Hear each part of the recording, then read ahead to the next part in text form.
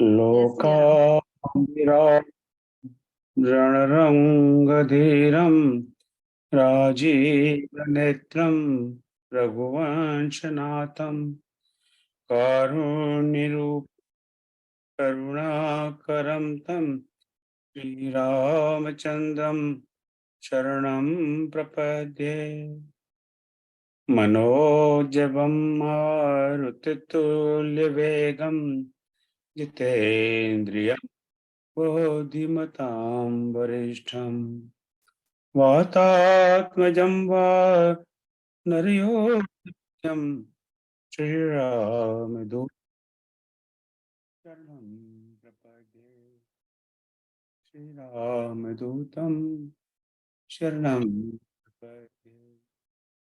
श्यावर रामचंद्र भगवान की जय। उमापति पवन सुत हनुमान की जय। श्री कृष्ण कन्हैया लाल की जय। सबका बहुत बहुत स्वागत भाई और बहनों। आज रामायण क्लास जैसे आपको ज्ञात है, पिछले सप्ताह हमने अरण्यकांड तक का अध्ययन किया था और आज किष्किंधा में प्रवेश करेंगे।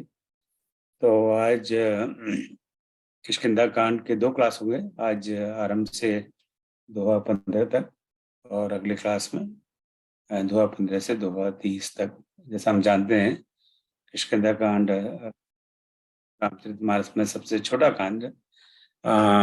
तो इसमें बहुत सारे नए पात्र से हमारे परिचय होगा, जिनका पहले हमें कोई पता नहीं था। तो किष्किंधा कांड में बहुत सारी घटनाएं और 30 दोहों में बाबा तुलसीदास जी ने बहुत सारी घटनाओं का बहुत संक्षेप में वर्णन किया है। इसमें उन्होंने ऋतुओं का वर्णन किया, वर्षा ऋतु का वर्णन किया है, शरद ऋतु का वर्णन किया है। तो उनकी कला और उनकी साहित्य कला का परिचय भी हमें इस कांड में प्राप्त होगा।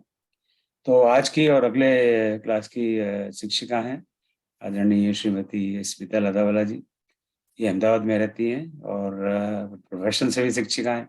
वर्षों इन्होंने पढ़ा है, मैनेजमेंट, अकाउंटिंग, कॉमर्स, इस तरह की शिक्षिका रही हुई है। तो बस अब हम इनसे सुनते हैं आज किष्किंधा कांड में क्या हो रहा है। लास्ट टाइम तो हम देख रहे थे कि राम जी और लक्ष्मण जी वन भटक रहे थे, नारद जी से बातचीत उनकी हुई। उसके बाद में क्या हुआ हमें नहीं पता, तो आज अब पता लगेगा कि क्या हुआ। आमंत्रित करते हैं, आज हमें किष्किंधा ले चलें और हमें बताएं कि आगे क्या हो रहा है। जय श्री राम। आप सबको बहुत बहुत स्वागत है भाभी आपका। जय राम। जय सिया राम। प्रणाम। व्यासपीठ अर्थात मंथन के अद्भुत मंच को भारतवर्ष से आपकी स्मिता लाधावाला का जय सिया राम। किष्किंधा कांड के प्रारंभिक 15 दोहों से सीख कर ये मनुष्य जीवन सार्थक करने का प्रयत्न करें। रामचरितमानस में 7 सोपान हैं। हमने आगे के 3 सोपान बाल कांड, अयोध्या कांड तथा अरण्य कांड को सविस्तार अलग अलग दृष्टिकोण से देखा है।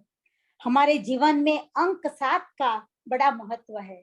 जैसे मानस के 7 सोपान, सप्तर्षि, सप्तपदी, सप्ताह के 7 दिवस, इंद्रधनुष के 7 रंग, मैनेजमेंट के 7 सिद्धांत, पोस्ट कॉर्ड अर्थात planning, organising, staffing, directing, coordinating, reporting and budgeting.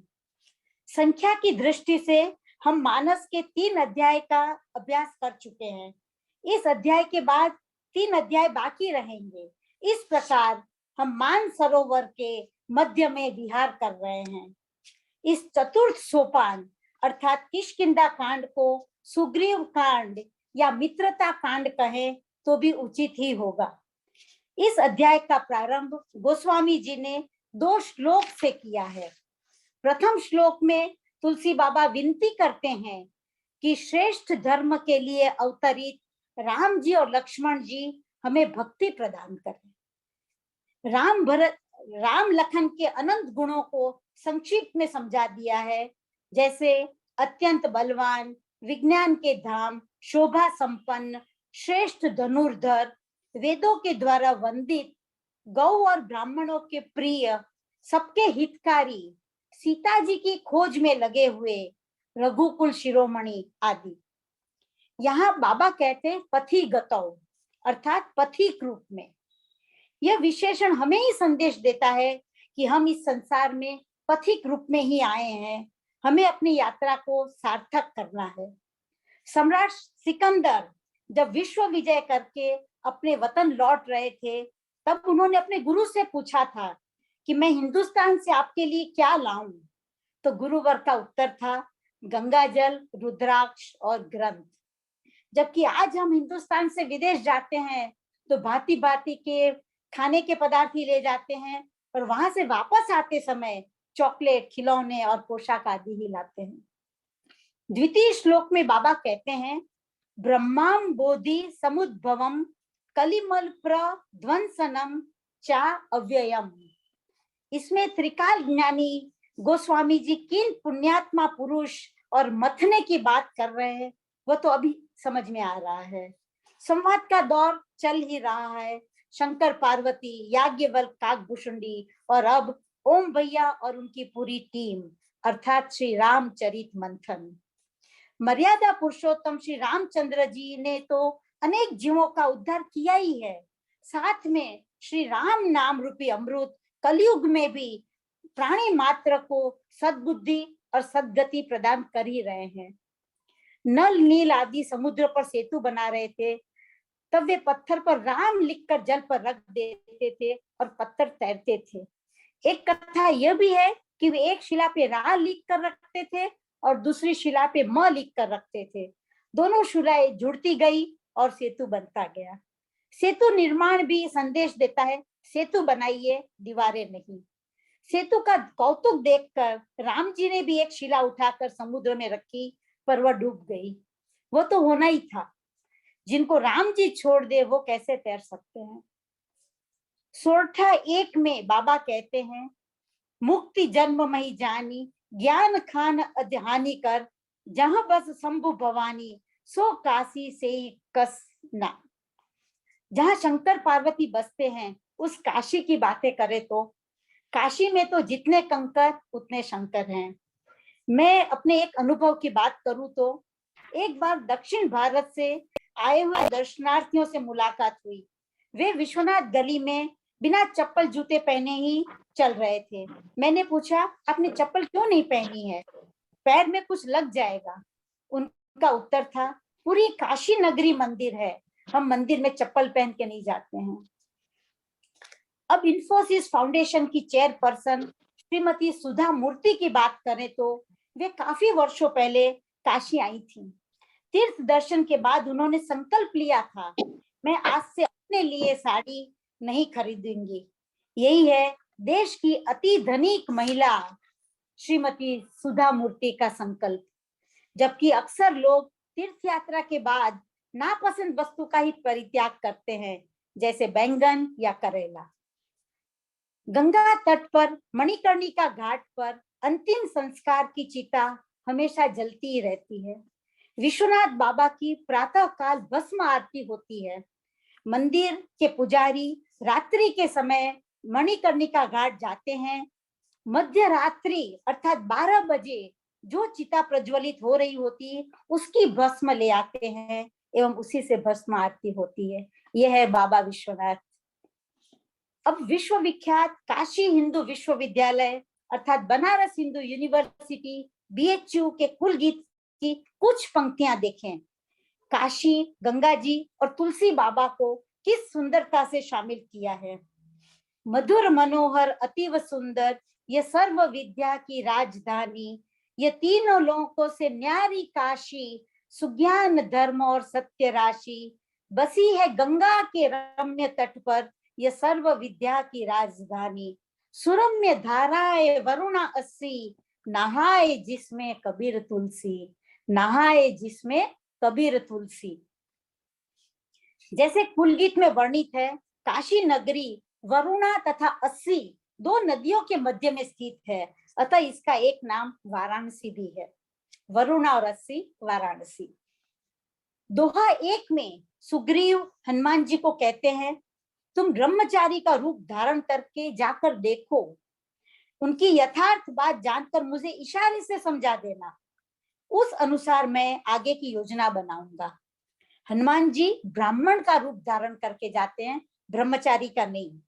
वो ब्राह्मण का रूप धारण करके जाते हैं। मारुति नंदन हमें सिखा रहे हैं कि किसी ने आपसे कुछ कहा, परंतु उसका किस प्रकार और कितना अमल करना है वो आपको तय करना होगा। हमेशा लकीर के फकीर मत बनिए, अपने अंतरात्मा की आवाज भी सुनिए, नतीजा उम्दा ही होगा। साथ साथ पवन पुत्र तथा राम जी कम्युनिकेशन स्किल भी सिखा रहे हैं। वे ब्राह्मण रूप धर के गए हैं और सर नवा कर पूछते हैं राम जी से, आप कौन हैं? ब्रह्मा विष्णु महेश में से कोई है या नर नारायण है? राम जी भी अपना सहज परिचय देते हैं कि हम कौशल राज दशरथ जी के पुत्र हैं, पिता की आज्ञा पालन के लिए वन आए हैं। राम लक्ष्मण हमारे नाम हैं, हम दोनों भाई हैं। हमारे साथ सुंदर सुकुमारी स्त्री थी, वन में राक्षस ने मेरी पत्नी को हर लिया है, हम उन्हें ढूंढ रहे हैं। उपरोक्त संवाद से हम समझ सकते हैं कि जैसा प्रश्न पूछेंगे वैसा ही उत्तर मिलेगा। कभी कभी हम प्रश्न ही गलत पूछते हैं। उदाहरण स्वरूप, घर में अतिथि आए हैं, हम पूछेंगे चाय लेंगे, तो शायद उनका उत्तर ना हो सकता है। यदि हम उसी आगंतुक से पूछें कि अदरक वाली चाय तो चलेगी ना, तो शायद उनका उत्तर अलग हो सकता है। राम जी ने भी संक्षिप्त में संपूर्ण आवश्यक माहिती दे दी। इतने आत्मीय संवाद के बाद रामदूत इतने अधिकार से रघुनाथ से बात कर रहे हैं जो खास व्यक्ति ही कर सकते हैं। हनुमान दादा दोहा 2 में कहते हैं, एक मैं मंद मोह बस कुटिल हृदय अज्ञान, पुनि प्रभु मोहि बिसारेऊ दीन बंधु भगवान। अर्थात मैं तो मंद बुद्धि हूँ, अज्ञानी हूँ, कुटिल हृदय का हूँ, अतः प्रभु मैंने आपको नहीं पहचाना, परंतु भगवान आप तो दीन बंधु हैं, आपने भी मुझे बुला दिया। दोहा 3 में राम जी एक साथ 2 बातें कहते हैं। एक तो सब लोग मुझे समदर्शी कहते हैं, अर्थात मेरे लिए कोई प्रिय भी नहीं है, कोई अप्रिय भी नहीं है। और देखिए राम जी भी कहते हैं, ये मैं नहीं कह रहा हूं, लोग ऐसा कहते हैं। मुझको सेवक प्रिय है क्योंकि मुझे छोड़कर उनका कोई दूसरा सहारा नहीं होता है। उसी समय हनुमान को ग्लानि न हो, अतः कहते हैं तुम मुझे लक्ष्मण से भी दुने प्रिय हो, 2 गुने प्रिय हो। राम जी ने यह भी साबित करके दिखाया। आप देखेंगे राम दरबार में केवल हनुमान जी एकमात्र पात्र है जो रघुकुल से नहीं है। दोहा 4 के अनुसार हनुमान जी ने दोनों ओर की सब कथा सुनाकर अग्नि को साक्षी देकर राम जी और सुग्रीव की मैत्री करवा दी। राम जी और सुग्रीव की मैत्री करवा दी। यहाँ भी 2 महत्वपूर्ण संदेश हैं। पहला, दोनों तरफ की सही बातें जानिए, दोनों पक्ष को तथ्य बताइए। दूसरा, काफी अच्छे कार्य अग्नि की साक्षी में ही होते हैं, क्योंकि अग्नि पृथ्वी पर साक्षात देव हैं। इस प्रकार मित्रता के बाद दोनों में कुछ भी अंतर नहीं है। हमें भी यही सीखना है। सारी बातें सच सच बता दीजिए, कुछ भी इधर उधर मत कीजिए। आधी बातें कहकर और आधी छिपाकर हम अनर्थ ही करते हैं, सारा अर्थ ही बदल जाता है।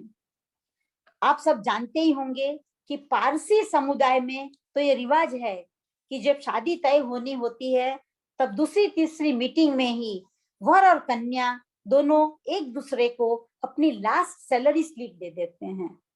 मांगने की भी जरूरत नहीं है, अपने आप ये रिवाज ही है उनमें। इतना सब जानकर समझकर भविष्य भागकर सुग्रीव ने बड़ी श्रद्धा से राम जी को कहा, जानकी जी मिल जाएंगी, जानकी जी मिल जाएंगी। इन शब्दों ने रघुनाथ को दिल से आश्वस्त कर दिया। ठीक ऐसा हमारा साथ भी होता है। हमारे जीवन में कितनी भी बड़ी विपत्ति हो, पर कोई कह दे हम है ना, तो हम निश्चिंत हो जाते हैं। और साथ में यह भी बहुत महत्वपूर्ण है कि ये शब्द कौन कह रहा है। सुग्रीव ने परमात्मा को आश्वस्त किया, उसकी पूर्व भूमिका तो देखिए, केवल ऐसे ही नहीं कह दिया है, बहुत रिसर्च करके प्रूफ के साथ बात कर रहे हैं। सुग्रीव ने राम जी से कहा, एक बार मैं यहाँ मंत्रियों के साथ बैठकर कुछ विचार कर रहा था, तब मैंने शत्रु के वश में पड़ी अति विलाप करती हुई सीता जी को आकाश मार्ग से जाते हुए देखा था। वे राम राम हा राम पुकार रही थी। शब्द पे गौर कीजिए, राम राम हा राम। उन्होंने अपना एक वस्त्र गिरा दिया था। सुग्रीव का उपरोक्त वर्णन कितने सारे संदेश दे रहा है। सीता माता ने कहा हाँ राम। हाँ एक शब्द नहीं है, परंतु संपूर्ण पॉजिटिव वाक्य है। कितना विश्वास है राम जी पे। सीता माता का अनुकरण करके ही स्कूल में जब क्लास टीचर अटेंडेंस लेते हैं तब विद्यार्थी कहते हैं यस सर या यस मैडम, और इसी भाव से सेना में सैनिक भी सैल्यूट करते हैं, यस। आज तक हमने राम जी को काफी कहावतों में प्रयुक्त किया है। मिलते हैं तो राम राम कहकर अभिवादन करते हैं। राम राम का अभिवादन सभी स्थल और सभी समय के लिए सही है। यदि हम गुड मॉर्निंग से अभिवादन करते हैं तो हो सकता है किसी जगह सुबह है, कहीं शाम है और कहीं अर्धरात्रि होगी, जबकि राम राम, जय सिया राम, जय श्री कृष्ण यूनिवर्सल अभिवादन है। कुछ समझ में ना आए तो हम कहते हैं राम जाने। अच्छी जोड़ी के लिए राम सीता की जोड़ी, और ओम भाई की विशेष देन, ओम विदा की तरह रामेच्छा, कितने सारे शब्द हम प्रयुक्त करते हैं। इसी तरह राम बाण इलाज, राम राज्य, हे राम, राम नाम सत्य है, आदि आदि। सुग्रीव जी हमें सिखा रहे हैं आंख कान खुले रखिए, काफी माहिती प्राप्त हो जाएगी। सीता माता ने भी अपना एक वस्त्र गिराकर सामने वाले को प्रूफ भी दे दिया। साथ में सीखिए, प्रूफ भी इन टाइम मैनेज कीजिए। आग लगने के बाद हम कुआं खोदने नहीं जाते हैं।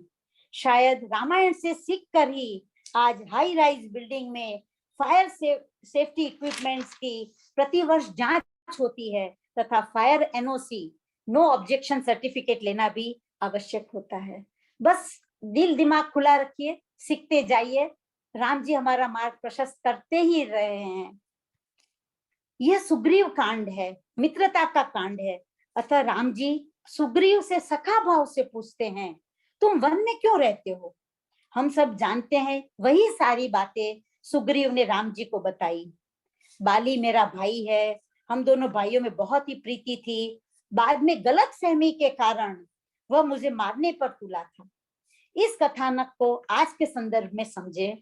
आज मैनेजमेंट तथा कानून प्राइमा फेसिया प्रूफ एवं कंक्लूसिव प्रूफ की बातें करता है। इसकी गहन समझ भी किष्किंधा कांड में समाविष्ट है। इसे विस्तार से देखे तो मय दानव का पुत्र था मायावी। वो एक पर्वत की गुफा में घुस गया था। गुफा में से रक्त की बहुत बड़ी धारा निकल रही थी। तो सुग्रीव ने मान लिया कि मायावी ने बाली को मार डाला होगा, परंतु हकीकत में बाली ने मायावी को मार डाला था। यही है prima fascia proof, conclusive proof. सब सोच विचार के आगे बढ़िए। बाली ने सुग्रीव को एक पखवाड़े तक राह देखने को कहा था। इसमें भी देखिए, कुछ आप कहते हैं तो थोड़ा समय दीजिए, वेट कीजिए। एक पखवाड़े तक राह देखने को कहा था। पखवाड़ा अर्थात 15 दिन, और पखवाड़े को इंग्लिश में कहते हैं फोर्टनाइट, अर्थात 14 नाइट्स। दोनों भाषा में अर्थ एक जैसा ही है, 15 दिन या 14 रात्रि। पखवाड़ा, फोर्टनाइट। दोहा 7 में तुलसीदास लिखते हैं, देत लेत मन संक न धरई, देत लेत मन संक न धरई, अर्थात देने और लेने दोनों में मन में शंका मत रखिए। हम जब किसी को कुछ देते हैं उस समय मन में शंका नहीं रखनी चाहिए कि वह उसका सदुपयोग करेगा या दुरुपयोग करेगा। जो भी सोचना है पहले सोच लीजिए। मॉडर्न मैनेजमेंट भी यही कहता है, डिसीजन लेने के पहले आप उचित समय लीजिए, परंतु निर्णय ले लिया है तो उसको पूरे मन से और शीघ्र ही अमल कीजिए। Justice delayed is justice denied. शुभस्य शीघ्रम। अच्छे काम तो जरूर तुरंत करने चाहिए, भले बुरे काम हो तो आप 2-4 दिन और सेकंड थॉट दे सकते हैं। ठीक इसी प्रकार लेने में भी शंका नहीं करनी चाहिए। उदाहरण स्वरूप, हम अस्वस्थ होते हैं तो चिकित्सक के पास जाते हैं, उस पर पूरा विश्वास रखिए। विश्वास ही जगत का श्वास है। वैसे भी हम काफी जांच पड़ताल करके योग्य डॉक्टर के पास ही जाते हैं, फिर उस पर पूरी श्रद्धा रखिए। आपने देखा ही होगा, जब हम प्रसाद लेते हैं तो दाहिने हाथ से प्रसाद लेते हैं और बायां हाथ नीचे रखते हैं, इस तरह दोनों हाथ से लेते हैं, अर्थात पूरे तरह से, अधूरा अधूरा नहीं, पूरी श्रद्धा से। उसी प्रकार पूजा यज्ञ आदि करते हैं तो एक हाथ से पूजा करते हैं और दूसरा हाथ साथ में लगा देते हैं, अर्थात पूरी तरह से हम कर रहे हैं, मन दिल दिमाग सब लगा के। उससे भी एक कदम आगे देखें तो धार्मिक विधि में पति पत्नी दोनों को बिठाते हैं, दोनों की सहमति से ही कार्य हो सकता है। राम जी यज्ञ कर रहे थे, सीता माता उनके साथ नहीं थी, तो साथ में सीता जी की सोने की प्रतिमा को रखकर धार्मिक अनुष्ठान किया। दोनों की सहमति होनी चाहिए। किसी ने ठीक ही कहा है, आपकी श्रद्धा एक पहाड़ को भी खिसका सकती है और छोटी सी शंका अनेक पहाड़ खड़े कर सकती है। चतुर्थ सोपान यह भी बताता है कि आंखें तो हम सबके पास है, पर उचित नजरिया भी रखिए। बाली ने सुग्रीव को बहुत परेशान किया था, परंतु जब बाली के कारण ही राम जी से भेंट हुई तो सुग्रीव कहते हैं, बाली तो मेरा परम हितकारी है, जिसकी कृपा से आज मुझे प्रभु मिले, जिसकी कृपा से आज मुझे प्रभु मिले। ऐसे ही एक प्रसंग की याद आ रही है। रोज सुबह पति पत्नी ड्राइंग रूम में बैठ के चाय पीते थे। उसी समय सामने वाले घर में धोए हुए कपड़े सुखाने का कार्यक्रम होता था। तो हमेशा पत्नी की एक कमेंट होती थी कि इनके यहाँ कपड़े साफ नहीं धुलते हैं। एक दिन शाम को पति महोदय ने अपने घर की खिड़की के कांच साफ किए। दूसरे दिन चाय पीते समय पत्नी मुस्कुराकर बोली, आज कपड़े अच्छे धुले हैं। पति ने हिम्मत करके कहा, उनके वहां कपड़े तो रोज अच्छे ही धुलते हैं, अपनी खिड़की का कांच गंदा था, मैंने कल ही साफ किया था कांच। अपना मन साफ रखिए, सब सही हो जाएगा। नजरिया बदलिए, दुनिया बदल जाएगी। सज्जन को सब लोग अच्छे ही लगते हैं और दुर्जन को एक भी भला व्यक्ति पूरे संसार में नहीं मिलता है। इस प्रकार जैसी दृष्टि वैसी सृष्टि। जब बाली क्रोध में दौड़ा तब उसकी पत्नी तारा ने उसे समझाया। ठीक इसी प्रकार रावण की पटरानी मंदोदरी ने भी दशानन को कई बार समझाया था। ये प्रसंग बताते हैं, अत्यंत अभिमान के वश हम पत्नी की सीख पर ध्यान भी नहीं देते हैं। समाज के लिए एक संदेश है कि पत्नी की बात पर ध्यान दीजिए और एक बार विचार कीजिए। आगे भी हम देखेंगे कि जब आकाश में बादल गर्जना कर रहे थे तब सीता जी की अनुपस्थिति में राम जी का मन भी डर रहा था। राम जी का मन भी डर रहा था। पग पग पर राम जी हमें जता रहे हैं, पति पत्नी एक दूसरे के पूरक हैं, एक ही रथ के दो पहिए हैं। नारी शक्ति को कितने सहज रूप में प्रस्तुत कर दिया है। यही है रामायण और राम जी की महानता। अब आगे बढ़ते हैं। दोहा 8 के अनुसार बाली और सुग्रीव दोनों भाइयों का रूप एक जैसा ही था, अतः राम जी ने सुग्रीव के गले में फूलों की माला डाल दी। यही है जुगाड़। जो सामग्री आपके पास है उसी का उपयोग करके रास्ता निकालिए। The best use of available resources. दूसरे शब्दों में कहें तो राम जी ने सुग्रीव के गले में माला डालकर उसे तो विजय घोषित कर ही दिया। सुग्रीव की ग्रीवा धन्य हो गई, सुग्रीव धन्य हो गए। अब बाली के बारे में देखते हैं। बाली की कोमल वाणी सुनकर राम जी, जो परम कृपालु हैं, दया के सागर हैं, बाली को जीवन दान देने को भी तत्पर हो गए, तैयार हो गए। परंतु बाली यह सुअवसर कैसे जाने देता।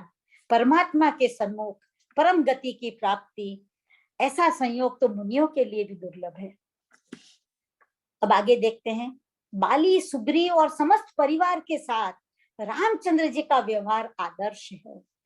बाली ने गलत काम किए तो उसे सजा दी कही या मोक्ष दिया, जो आपको समझना है। बाली के निधन पर विलाप करती तारा को ज्ञान दिया।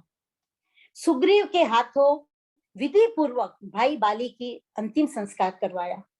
सुग्रीव को राजा बनाया। बाली पुत्र अंगद को युवराज बनाया। सुग्रीव के राज्याभिषेक के लिए अनुज लक्ष्मण को भेजा। वनवास की मर्यादा रखते हुए राम ने नगर में प्रवेश भी नहीं किया है। बाद में सुग्रीव को अपने पास बुला लिया और राजनीति की शिक्षा दी। उपरोक्त किसी भी प्रसंग में राम जी ने अपनी मर्यादा का उल्लंघन नहीं किया है, मर्यादा नहीं छोड़ी है। वो मर्यादा का उल्लंघन कर ही नहीं सकते, वो तो मर्यादा पुरुषोत्तम श्री रामचंद्र जी हैं। जबकि आजकल तो हम लोग बहाना ही ढूंढते हैं, जैसे डॉक्टर ने मीठा खाने से मना किया है, आज पार्टी आज खा लेते, आज बर्थडे खा लेते हैं, तो राम ने कहीं भी जरा सी भी मर्यादा नहीं छोड़ी है। तत्पश्चात राम लक्ष्मण प्रवर्षण पर्वत पर ठहरे। यहाँ राम जी अनुज लक्ष्मण से भक्ति, वैराग्य, राजनीति और ज्ञान की अनेक कथाएं कहते हैं। समय का सदुपयोग, यदि हम इतना भी करें कि बातों बातों में या खेल खेल में बच्चों को अच्छी बातें बताएं, तो भी समाज में एक अच्छा बदलाव दिखेगा। अब आगे दोहा 9। दोहा 9 के अनुसार बाण लगने के बाद बाली धन्य तो हो ही गया, फिर भी राम जी से पूछता है, किस दोष से आपने मुझे मारा? यही है आज का RTI, अर्थात right to information. Right to information. Ram ji ने भी उसे अच्छे से समझाया, जो छोटे भाई की स्त्री, बहन, पुत्र की स्त्री और कन्या को बुरी दृष्टि से देखता है, उसे मारने में कोई भी पाप नहीं लगता है। संक्षिप्त में हमें यह सीखना है कि प्रश्न पूछने वाले को समझ में आए वैसा उत्तर देने की कोशिश कीजिए।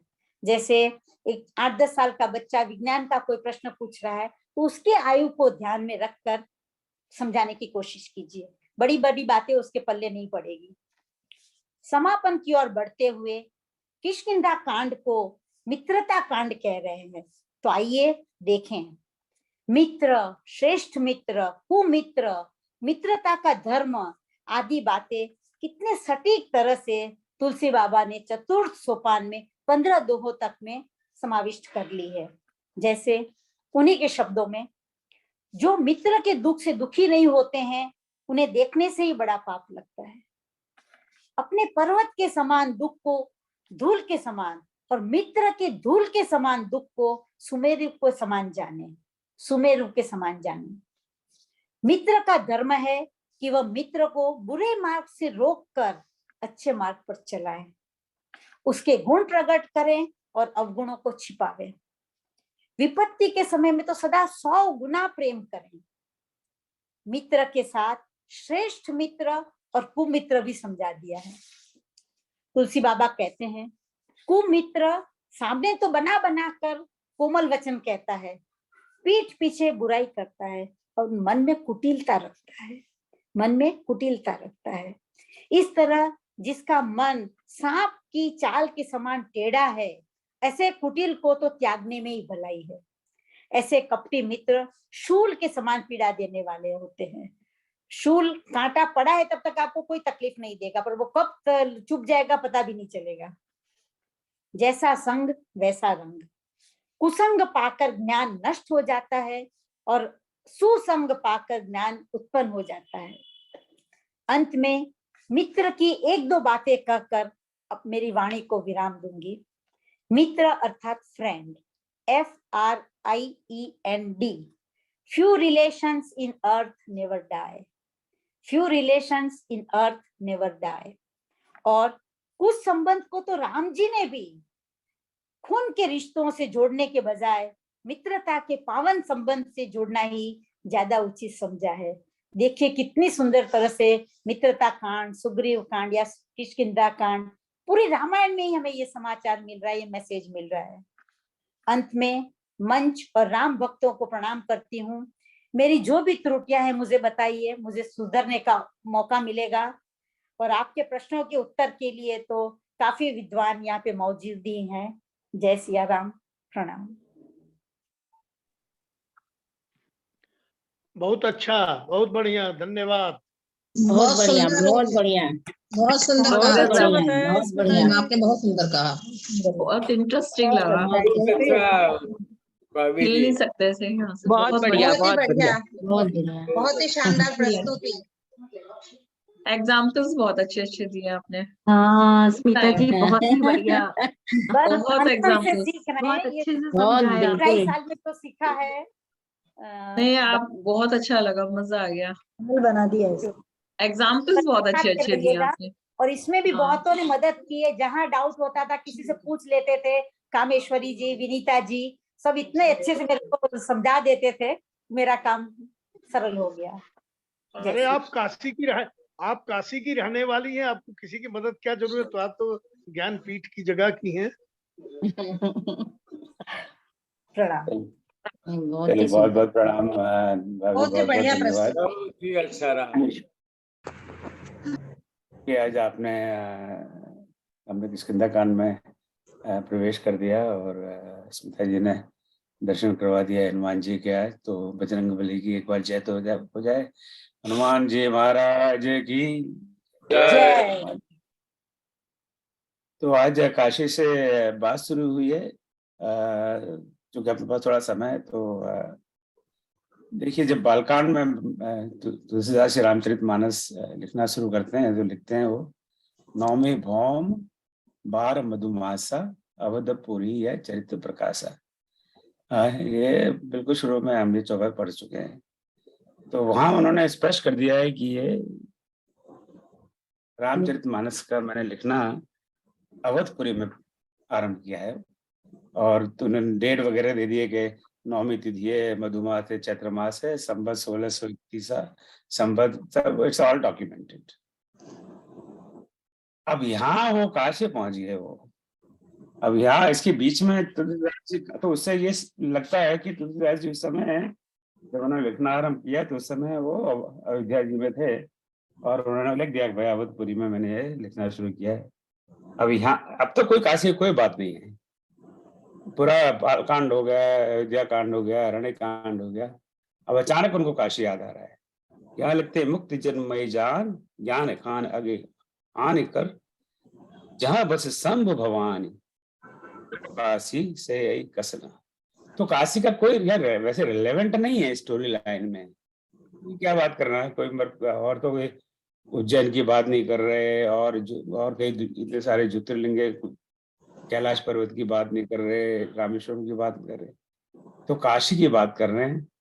तो इसका जो विद्वान लोग ऐसा निष्कर्ष निकालते हैं कि तुलसीदास जी एक जगह नहीं रह गए, साधु तो चलता भला, तो चलते रहे और रामायण लिखते रहे और इस समय वो काशी पहुंच गए। तो वो बता रहे हैं हमको परोक्ष रूप से कि अब मैं काशी आ गया हूँ घूमते घूमते घूमते, और मैं अब इस समय काशी में हूँ। अब मैं आगे की कथा यहाँ से लिखता हूँ। और जो बाकी और जो दूसरे लिटरेचर में पता लगता है कि काशी में ही रामचरितमानस का लेखन समाप्त होता है। और जब समाप्त होता है तो जैसे हमने पढ़ा है, सुना है विद्वानों से, उस समय के जो विद्वान पंडित थे, पुजारी थे, आजकल पंडित शब्द भी बड़ा विवादास्पद हो गया भारत में बापू जी के कोटेशन के बाद, तो उनको ये पसंद नहीं आया। उन्होंने कि ये क्या, हमारे इतने धर्म ग्रंथों को इस तरह भाषा में लिखा जाता है, तो संस्कृत में लिखे जाते हैं। वो सारी कहानी आपको पता है, पर उससे ऐसा सिद्ध होता है कि यहाँ काशी में आके फिर वहाँ रह गए और शेष ग्रंथ उन्होंने यहाँ समाप्त कर दिया। So this is kind of an indicative of how Tulsidas is travelled. तो अयोध्या से उन्होंने लिखना शुरू किया।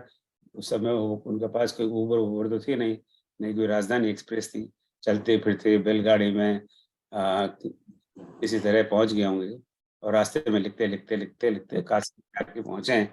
तब तक शायद अरण्य कांड लिख और वहां पर उन्होंने कुछ ऐसा इन्फ्लुएंस विद्वानों का है। और मैं तो आपको पता ही है, मैं कॉपी करने में बहुत माहिर हूँ, इधर उधर से कॉपी पेस्ट किया और आपको बता दिया।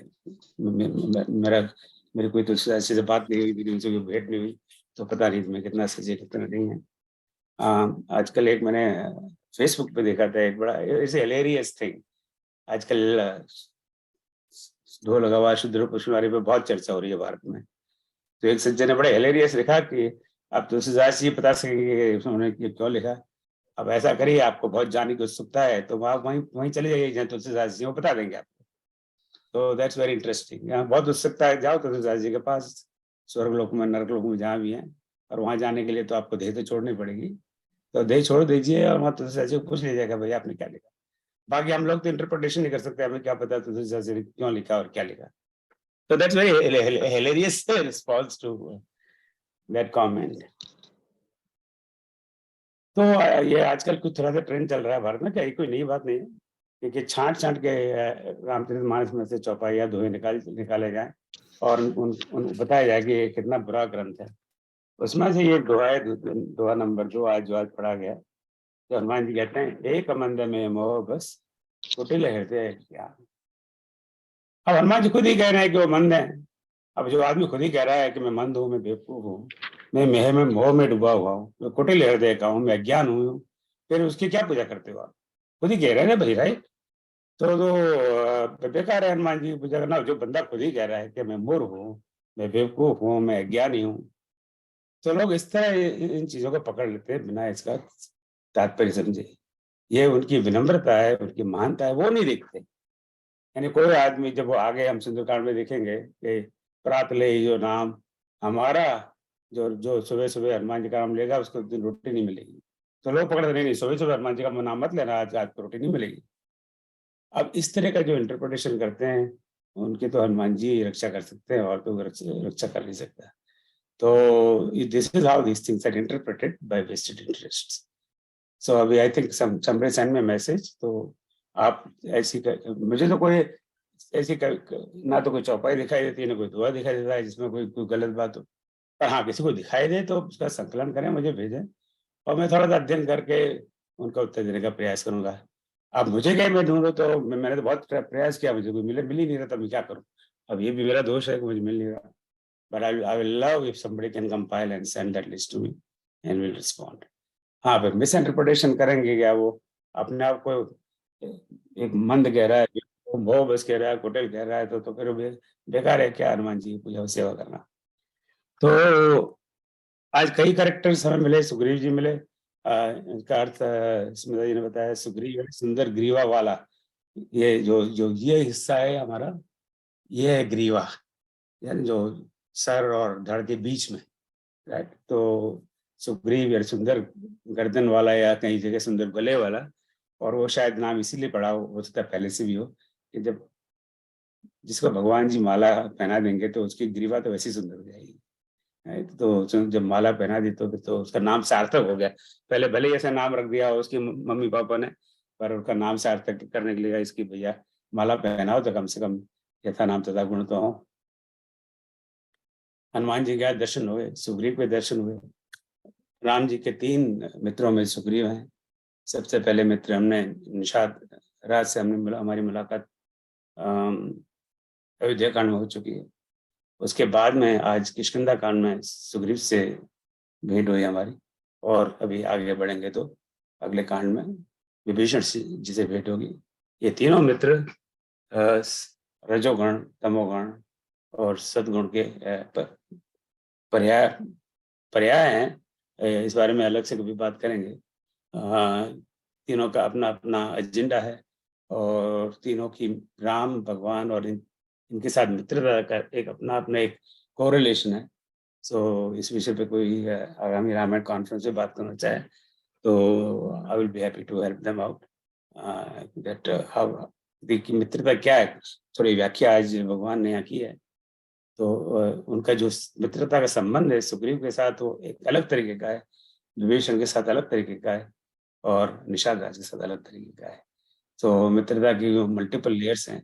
सो एक कोट मैंने पढ़ा था बहुत समय पहले टाइम्स ऑफ इंडिया में, be civil to all, familiar to few, friend to one and enemy to none। ये पहले टाइम्स ऑफ इंडिया में कोटेशन आया करता था मिडिल पेज में, अब पता नहीं आता है कि नहीं आता। ये मैं बहुत साल पुरानी बात करता हूँ कि सबके साथ सभ्यता से व्यवहार करें, be civil to all, familiar to few, कुछ लोगों से परिचय रखें, पर मित्र तो आपका ही होगा। अर्जुन, दुर्योधन का मित्र एक कर्ण था, और कोई मित्र नहीं था उसका दुर्योधन का। कर्ण ने कहा कि कुछ भी हो जाए, मुझे पता है दुर्योधन दुष्ट है, पापी है, पर उसको छोड़ूंगा नहीं, उसका साथ नहीं छोड़ूंगा। मुझे पता है मेरी मृत्यु हो जाएगी इस युद्ध में। तो ऐसा एक मित्र हो, या कृष्ण और अर्जुन जैसे मित्र हो, तो इस तरह की मित्रता है। तो इन तीनों मित्रताओं का जो समन्वय है, बहुत अलग अलग समन्वय है। भगवान राम ने किस तरह से इन तीनों मित्रों को ट्रीट किया, वो अपने आप में एक अलग विषय। आगे बढ़कर हमें बाली से भी आज परिचय हो गया, कैसे उन्होंने मृत्यु पाई, और फिर अंगद और जामवंत और नल नील लागे से अगली बार मुलाकात होगी। तो आज एक नई बात आप बताइए स्मिता जी ने कि वाराणसी, वरुणा और रसी, इस तरह की 2 नदी से मैं तो अभी प्रभु ने चाहा तो अगले महीने, आज 9 तारीख है ना, 9 तारीख को हम वाराणसी में होंगे। आप देखें राम जी की क्या मर्जी है, 7, 8 और 9 मार्च को। तो शायद इसलिए वहाँ 80 घाट अस्सी नदी के नाम पर ही है क्या, 80 घाट? तो जी जी बिल्कुल। हाँ, तो वहाँ पर we will have an opportunity to visit Varanasi on those 3 dates. So बहुत बहुत धन्यवाद। Sorry for making this comments, पर मुझे लगा कि अब चूंकि समय था, share my thoughts on today's presentations. So बहुत बहुत धन्यवाद, फिर से तालियां हो जाए। तो अब आपका कोई प्रश्न इनके लिए है, और या आज के संदर्भ में कोई टिप्पणी, कोई प्रश्न, कोई शंका?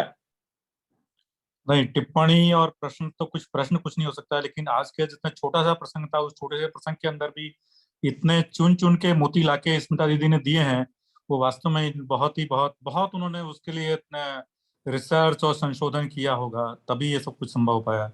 और कितनी तैयारी के साथ में उन्होंने उसको प्रेजेंट किया, ये हम सबके लिए एक प्रेरणा की बात है। बिल्कुल, एब्सोल्युटली, जैसे बोल रही थी, ऐसे मैं गुलदस्ता जा रहा था, मुझे लग रहा है कि इनके हर एक पॉइंट पे हम एक प्रेजेंटेशन रामायण कॉन्फ्रेंस में कर सकते हैं, completely out of box thinking जो कहते हैं। एक तो लीनियर थिंकिंग है, चलिए कहानी है, वो कहानी सबको सुना दी, उसका थोड़ा इंटरप्रिटेशन कर दिया, which is fine, but this kind of out of box thinking is not very common, right, to connecting with with today's context. आज के समय में, आज के संदर्भ में किष्किंधा-कांड का क्या महत्व है, कम्युनिकेशन, चाहे वो कम्युनिकेशन हो, चाहे वो फ्रेंडशिप हो, चाहे जीवन जीने का कोई भी संदर्भ हो। दिस इज हाउ मैनेजमेंट के 7 प्रिंसिपल, राइट। अब मुझे तो खुद पर शर्म आ रही है, मुझे ये 7 प्रिंसिपल नहीं पता, मेरे बॉस को मत बता देना, नहीं नौकरी से मुझे निकाल देंगे। बहुत सुंदर, तो बहुत बढ़िया लगा वो संवाद, कि जहाँ था हाँ, कि कपड़े गंदे धुलते हैं और अपनी विंडो साफ की तो कपड़े साफ दिखने लगे। बहुत बढ़िया एकदम। राइट। बुरा जो देखन मैं चला, बुरा न मिले कोई, जो दिल खोजा अपना मुझसे बुरा न कोई। बहुत तो ये सब इंटरेस्टिंग। बातें हमारे बड़े संत ऋषि मुनि सब बता गए हमको, पर हम जब ये चीजों के लिए हम अपने दोनों कानों का इस्तेमाल करते हैं, एक कान से सुना, दूसरे कान से निकाल दी, और जो गंदगी वाली बातें वो हम हृदय में रखते हैं, उसको हम नहीं निकालते, वहां दोनों कान का इस्तेमाल नहीं करते, वहां एक कान का इस्तेमाल करते। तो हमारी बड़ी सिलेक्टिव है प्रोसेस। एनी अदर कमेंट और कोई क्वेश्चन किसी का? अब बहुत फ्रिक्वेंटली सुनना चाहेंगे स्मिता जी के थ्रू। हाँ, देखिए, you are in high demand, अब you don't have a choice. तो मैं आगे का थोड़ा सा बता दूं आपको। तो अगले सप्ताह 16 फरवरी को किष्किंधा-कांड के दूसरे हिस्से में चलते हैं, 2015 से 2030 तक। वहां पर आप थोड़ी यात्रा भी करवाएंगे वानर सेना से, और सीता जी का पता भी लगाएंगे, हो सकता है सीता जी मिल भी जाए, क्या पता। और उसके बाद में करीब 1 महीने की वेकेशन आपको देंगे क्लास का, पर वेकेशन में होमवर्क भी मिलेगा। हाँ, जैसा पहले हम लोग स्कूल में पढ़ते थे, पता नहीं सिस्टम है कि नहीं। जब समर वेकेशन होता तो खूब सारे होमवर्क देते थे शिक्षक लोग। ये शिक्षकों की ये कौम ही ऐसी है, बहुत तंग करती है इस विद्यार्थियों को। तो अब वेकेशन गायब बात, जब इतना सारा होमवर्क, ढेर सारा, और तो हम भी आपको होमवर्क देंगे। होमवर्क में ये है कि किष्किंधा-कांड को मिलाकर कुल 26 क्विज हो जाएंगी। आज का मटेरियल वो 25वीं क्विज पर है, और 26वां क्विज भी मैं पोस्ट कर दूंगा। तो आपको ये 26 क्विज अगर जो भी छूट गया, आपको कब तक कंप्लीट करनी है, उसमें से एक भी नहीं छूटनी चाहिए। पूरा महीना पड़ा हुआ है उसको करने के लिए। और उसके बाद में 30 मार्च को हम मिलेंगे, तो तब उस दिन हम रामनवमी को सेलिब्रेट करेंगे। तो क्लास तो नहीं होगी ये रामायण क्लास, पर रामनवमी विल सेलिब्रेट, और उसके बाद में फिर नियमित क्लास शुरू हो जाएगी सुंदरकांड की, और फिर हम आगे बढ़ेंगे। ये रहेगा आगे का कार्यक्रम। एक्सक्यूज मी, तो जो रिवाइज्ड स्केड्यूल है मैं आप इस पे अपने क्लास के ग्रुप पर पोस्ट कर दूंगा। फिर से मैं आपको रामायण कॉन्फ्रेंस के विषय में स्मरण करा दूं कि ये 5वां अंतर्राष्ट्रीय रामायण कॉन्फ्रेंस भोपाल में आयोजित है 17, 18 एंड 19 मार्च 3 दिन। तो उसमें आप पधारें। आप पेपर प्रेजेंट करना चाहें तो ऑनलाइन उस पेपर को सबमिट करें। अभी तो सिर्फ उसका पेपर का एक टाइटल और छोटा सा एब्स्ट्रैक्ट यानी छोटा सा सिनॉप्सिस सबमिट करना है, और बाद में आप चाहें तो पूरा पेपर भेज सकते हैं, नहीं भेजें तो कोई बात नहीं, पर वो सबमिट करना आवश्यक है। और उसके बाद में और आप पेपर ना पढ़ना चाहें तो वैसे भी आ सकते हैं, अटेंड कर सकते हैं, पर कॉन्फ्रेंस पर रजिस्ट्रेशन करना सबके लिए आवश्यक है ताकि हमें काउंट रहे। रजिस्ट्रेशन की एक टोकन फीस है, वो फीस भी इसलिए सीरियस लोग रजिस्टर करें, और ऐसे नहीं रजिस्टर कर दिया और फिर चलो ठीक है मन में आएगा तो चले जाएंगे तो क्या है। तो उससे सब व्यवस्था करनी पड़ती है, बैठने की, भोजन की, चाय की, पानी की वगैरह वगैरह। पर हाँ, किसी को कोई रजिस्ट्रेशन फीस देने में कोई दिक्कत हो फाइनेंशियल या कोई भी, तो अब हम बताएं तो उसको हम वेव कर देंगे, वो कोई बात नहीं, not a problem at all. पर we want that registration so we have data कि इतने लोग आएंगे और इसी हिसाब से व्यवस्था की जाए। अगर आप पेपर प्रेजेंट करना चाहते हैं और वहाँ आ नहीं सकते तो आप ऑनलाइन भी कर सकते हैं, पर ऑनलाइन प्रेजेंटेशन ये कॉन्फ्रेंस पूरा होने के बाद में शायद 1 वीक या 2 वीक बाद हम स्केड्यूल करेंगे। तो जैसे लास्ट ईयर हमने आपको पता ही है ये कॉन्फ्रेंस ऑनलाइन की थी क्योंकि उस समय तो कोविड चल रहा था, तो फेस टू फेस करना वैसे भी उचित नहीं था। तो मैं कॉन्फ्रेंस की वेबसाइट पर नहीं जा रहा क्योंकि आप 2-3 बार आप देख चुके हैं तो आप अभी बोर हो जाएंगे। पर उस विषय में आपका कोई प्रश्न हो तो बताइए।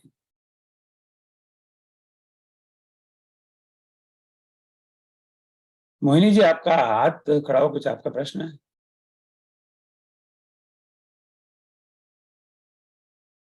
हाँ सर, क्या बोल उससे रहे कुछ हैं? आवाज करें। क्लियर नहीं समझ में आ रही आपके। नहीं ना, आपका प्रश्न क्या है? कुछ प्रश्न है आपका? नहीं नहीं सर, वो आवाज तेज कर रही थी, वो हो नहीं अच्छा, रहा है तो नहीं उसमें नहीं वो कोई बात दब नहीं, गया आपका कुछ प्रश्न ऐसा। हो सॉरी, नहीं, दैट्स फाइन, नो प्रॉब्लम। प्रश्न नहीं कोई प्रश्न नहीं, नहीं है ऐसा ना सर। हो कि आपका मन में कोई प्रश्न हो और मैं उसको चूक जाऊं।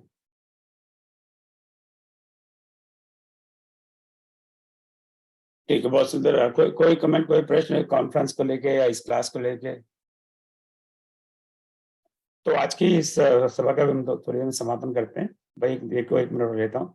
तो इस क्लास के बाद में जो आज शिक्षक हमारे इस क्लास के आए हुए हैं, उनसे इसी अधिवेशन की थोड़ी सी प्लानिंग के विषय में एक मीटिंग करनी है। तो उसके बाद में मैंने उसका लिंक अलग है भेजा हुआ है, तो कृपया please rejoin using that link.